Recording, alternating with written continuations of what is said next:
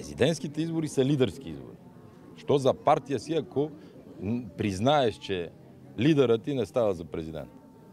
А трябва да търсиш дали е гражданин, дали е селянин, дали е интелектуалец, дали е военен, няма значение. Сиреч в твоята партия нямаш кандидат.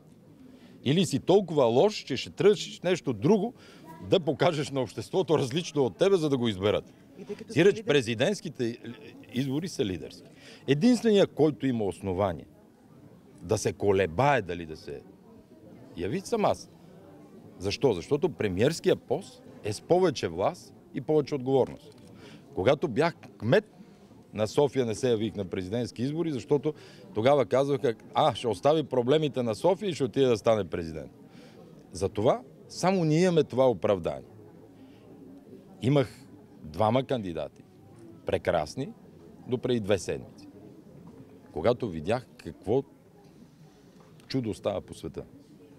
Тези ми хора с тези ми качества в критична ситуация не могат да се справят.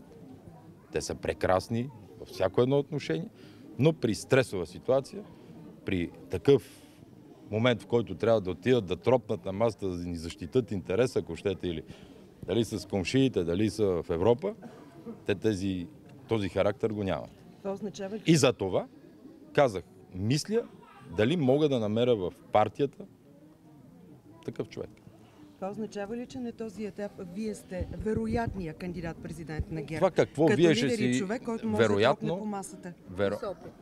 Вероятно, ще кажа септември месец. До тогава искам да се ориентирам дали може да намерим нещо такова, което да съм сигурен в тази институция, че ако, разбира се, ние спечелиме, ще бъде така както трябва.